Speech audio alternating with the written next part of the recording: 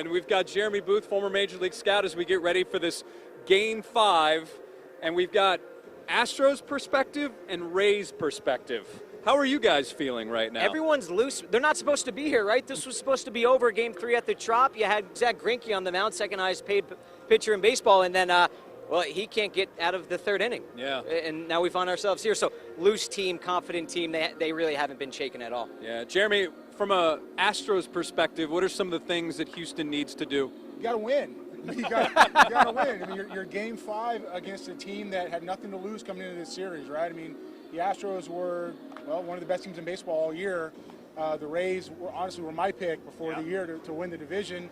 The way they do things in Tampa, the culture is exceptional, and the players continue to overachieve. They're right where they want to be, where they're expected to be, right? So the Astros need to get ahead early. They need to execute. They need to maximize any situations that Tampa may not execute to the best of their ability.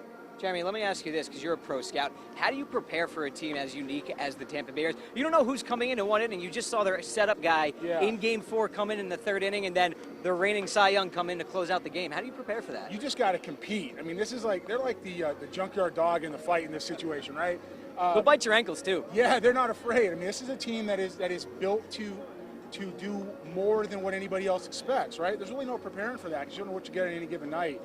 The way they've executed their bullpen, the way they've constructed the roster, the way their lineup produces in key situations, it's really all comes down to playing your game because you can't prep for a team that really there's no way to expect, chart out what you're going to get any given day.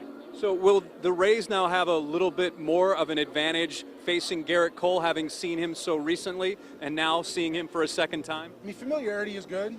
It's always good. It's better to have seen him last week than 6 months ago. Let's be honest, it's Garrett Cole.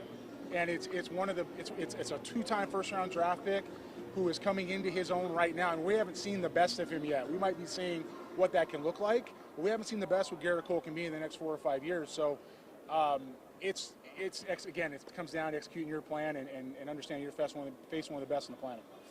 Flip side of that, you got a guy that were teammates. By the way, that Pittsburgh front office is really scratching their heads these days. On the flip side of this, you have Tyler Glass now, his teammate over in Pittsburgh. He comes out and throws gas, too.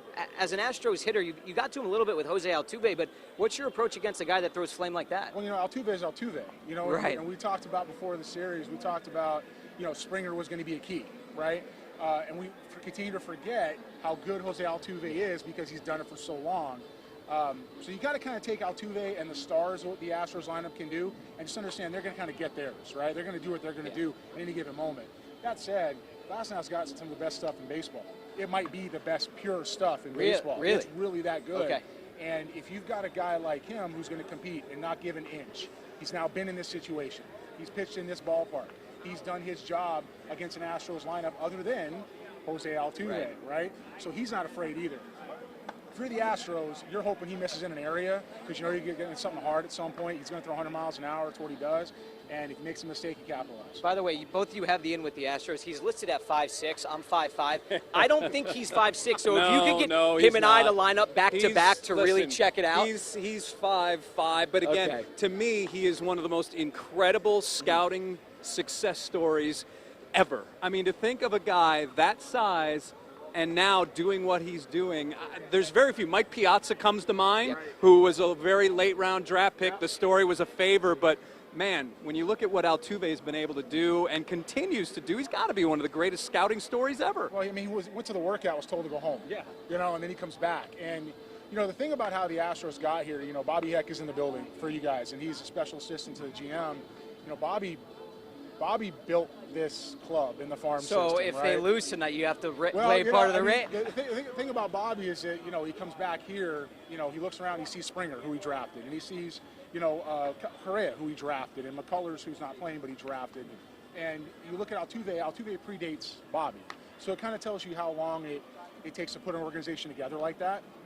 That said, what he has done, Altuve is able to do, get out of his ability, 5'5", 5'7", 5'9", 5'2", whatever he is, right? Whatever he's able to get out of it, he's one of the strongest and most athletic players in the game, and that's why he's as good as he is.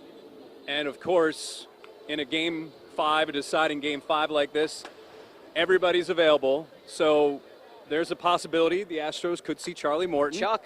beloved, right? Yeah. I mean, you look back at it now. Should they have traded for Greinke or just given that 31 Yeah, million we've- to well, to you know, Chuck? it's funny you bring that up because we have a podcast in Houston, Okay. Extra Bases podcast, and that's something that we have talked about extensively. You know, if you retain Charlie, you bring him back. Maybe some of those other moves you never have to make. And it's pretty amazing.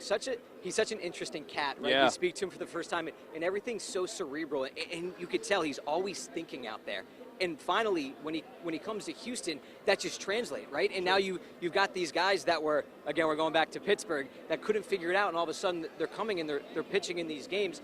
I think we might see him tonight, guys. I don't know how you feel, but I think he all might be hands first on deck, right? first All out of hands on 10. deck. Oh, you think first out of the pen? Why not? Ahead of Snell makes sense to me. Snell threw the other night, right? So he's ahead of Snell. What I can say is this, and Charlie Morton's obviously a Pirate, right, as well. Funny, I scouted Charlie pitching for the Pirates in this ballpark, right? So watching these guys come full circle. If I'm the Astros, I look back on my year, my last 12 months, right? I signed Dallas Keuchel. I signed Charlie Morton. I got my prospects still in the system that I think have a chance to go beyond my window over the next 2 years. Looking back, maybe that's a different decision, right? But right now, we are where we are. Verlander through Game 4, that didn't work out, and we're back to Cole in Game 5. And the Rays seem to be, to me, in a non-pressure position with guys like that on the mound who can come out throwing 96, 97 every inning if they have to. That's where this game really sits. Playoffs are about pitching and defense, execution offensively when you can. Tampa Bay has proven to be the better club over 4 games to be able to execute that. So, yeah, Charlie right away, Snell right behind him. Who knows? Let's go. Let me ask you this, both of you. This place is awesome. I mean, can we have this? I don't know if we'll ever get anything, but what can we expect from this crowd, and how deafening will it be when it hits peak Oh, here? it's extremely loud, and it's one of the reasons why Houston has the best home record in baseball. They've won 62 games here, if I remember correctly, including the postseason. So this place will be rocking, and again, you get this roof, which you guys have one as well. It doesn't retract either. Yes, but it gets loud, and the Astros really do feed off that. You got to use the crowd to your advantage. You got home field advantage, and you've got You got to keep them in it, right? Yeah, I mean, it's going to feel like 100,000 people on top of you. It's an intimate ballpark as well. It's the foul territory isn't too big, and the left field stands right on top of you, and everything is kind of enclosed It's different, pretty well. man. It is. It's a comfortable place to play if you're home field. But I go back to the playoffs. That's why we play the games. For the series, everybody wrote off, and some people were saying sweet. Yeah. And I said, oh no. I was five games. Some people say, I don't know. And here we are, the Rays with no fear in their eyes. I'm looking around these players right now. They're as loose as can be. It looks like June. Looks like a June We're game. just playing spring training. Here we go. And that's the Kevin Cash effect too. I mean, that's as loose and as funny a guy as you're going to find in the managerial position. He's done a great job. I mean, that's back to that culture, right? So I mean, look, we're Houston, and we want the Astros and this crowd, and the club has its all-stars. It has its aircraft carriers, if you will, at the big league level, right? It's a dogfight. It's a dogfight from first pitch to last pitch, and it's first pitch of the series to last pitch of the series, and 2 great teams are going to face off tonight, and we'll see what happens. All right, should we wrap this up then? Let's do this. All right, everybody, thanks for joining in here on Facebook Live. We've got Tampa, we've got Houston, we've got everywhere. So we'll see everybody. We're going to see you at what time on your station? In about 10 minutes from Yeah, now. So me tune too. in. So one of us is going to, the hair, the gel, the product's going to be out by the end of the night. The suit's going to be destroyed. I hope it's me.